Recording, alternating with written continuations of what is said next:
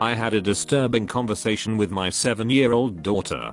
Dad, I saw a zombie. I was in the kitchen making tea when my little girl came rushing in. She ran through the back door so fast she almost tripped up the step. I poured boiling water from the kettle into a mug, hardly looking up. Oh yeah, I did. Its face was all pale and messed up. It was gross. Dad, I put the kettle back and picked up the milk. Sighed inwardly. I really had to be more careful about what I watched on TV in the evening. Rosie has a habit of sneaking downstairs in the night, and last week she caught me watching The Walking Dead, of all things. She's had zombies on the brain ever since. I keep telling her they are not real, but it doesn't seem to make a difference. Sweetheart, what did we say about zombies? I scooped the tea bag out of the mug and dumped it in the bin. You know, if you keep talking about them, Dad is going to get in trouble with Mummy again. Yeah, but I saw one. I know, darling, but I already checked the back garden twice yesterday, and I can promise you it's a zombie-free zone.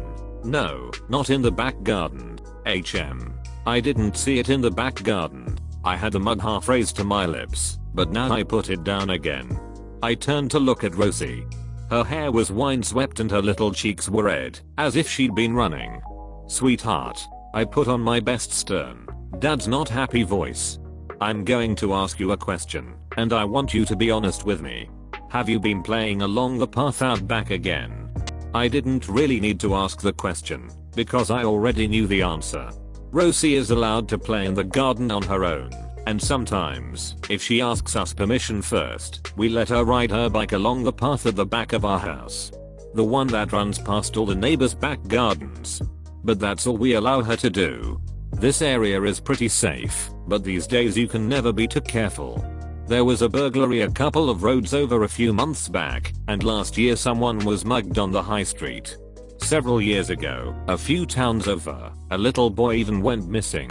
That was quite a long way away from here, of course, but it made national news for a few days until the search fizzled out. And it made a lot of parents more cautious. Rose is getting older now, and she's an adventurous girl, but still, you have to have boundaries.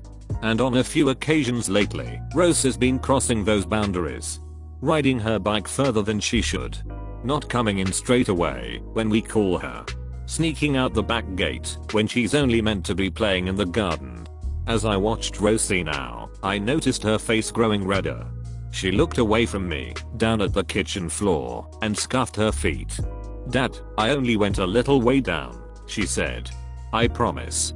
I was chatting to Mr. Henderson, because I saw him in his back garden. I said hello, and made him jump. I sighed. So there it was. Mr. Henderson was Rose's zombie. Yesterday it was the postman, and the day before that it was a different neighbor. I took a sip of tea and shook my head. Mr. Henderson was, in fairness, a better candidate than the others. The guy lives on his own, and he looks about 100 years old. Moles all over his face. Skin like a deflated balloon.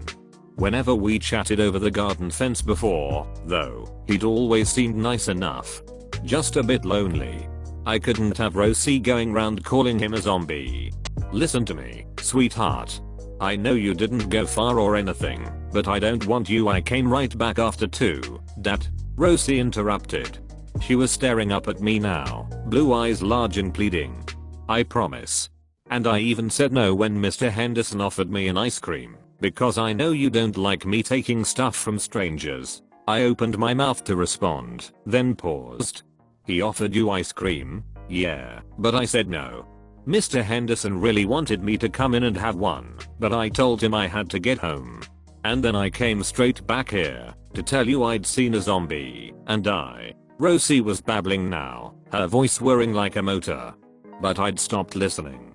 My mind was still stuck on something she'd said a moment before. Mr. Henderson really wanted me to come in and have one. I took another sip of tea and frowned. That wasn't good. I didn't mind the neighbors chatting to my little girl, but I didn't like the thought of them inviting her in. Not without us there. Not even if they were just kind, lonely old men. I made up my mind to go round and visit Mr. Henderson later, and to tell him that myself, kindly, of course, but firmly. In the end, though, I didn't get a chance. because a few moments after I'd had the thought, Rosie said something else. Something that pushed everything else from my mind and ended any idea I might have had about going over to Mr. Henderson's house. She said something that made me feel cold. "Daddy, please don't stop me playing in the garden. I promise I won't sneak out again. I don't want the zombie to get me." "Rosie, I'm not going to stop you playing in the garden. But you have to make me a couple of promises too. First, promise me you'll stop going around calling people zombies. Mr. Henderson might be old, but he's not one of the living dead." Rosie frowned. "I didn't." "What do you mean, you didn't? You just ran in here a moment ago calling him one." "No, I didn't. Mr. Henderson's not a zombie. I saw the zombie in his house, but it wasn't him." I frowned. I had the mug raised to my lips to take another sip of tea, but now I put it down again. "What do you mean, sweetheart? You saw someone else in his house?" "Yeah, the zombie, Dad. I could see it pressed against his little basement window while I was talking to him." Cold fingers ran up my spine. "What?" "Yeah, it was really scary. Its face was all bashed up and bloody, and its mouth was open. Like it was screaming at me. But do you know what confused me most, Dad?" I tried to keep my voice steady. "What?" "Well, I didn't realize kids could be zombies too. I thought it was only grown-ups. But I guess I must have been wrong, cause the one in Mr. Henderson's basement looked just like a little boy. That's why I will always listen carefully what kids are saying. They can lie most of the time, but you need to make sure that it's a lie." "Yeah, but how the hell do you ever finish a cup of tea?" "Well, you don't." "That's why I will always listen carefully what kids are saying. They can lie most of the time, but you need to make sure that it's a lie." "Yeah, but how the hell do you ever finish a cup of tea?" "Well, you don't." I'm in a live-in nanny situation with an abusive father figure living here, and the kids are kinda creeped out by how attentive I'm to the younger two kids when they babble. Only the mother knows I'm constantly recording for evidence. Edit March 25th. He is removed. The charges are pending, including public endangerment as well as child neglect and abuse. Unfortunately, no domestic abuse charges. Is the mother okay with that? Why not just call CPS? Until we have hard evidence they can't do much, and she's hoping to get him to leave without involving any cops by showing him that we can go to the cops. I'll be honest, this seems like a bad plan to me. What if he hurts one or both of you upon your serving this information to him?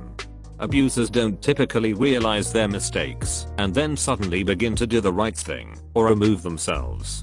They usually act like a cornered animal.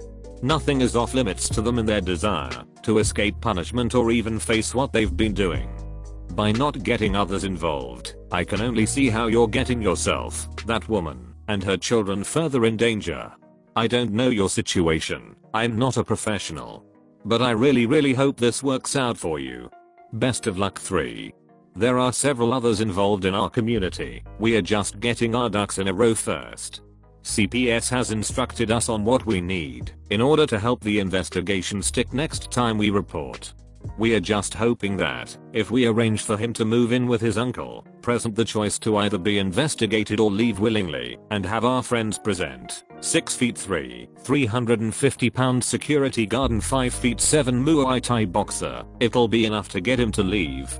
If not, I'll be both recording and have 911 dialed and ready to call.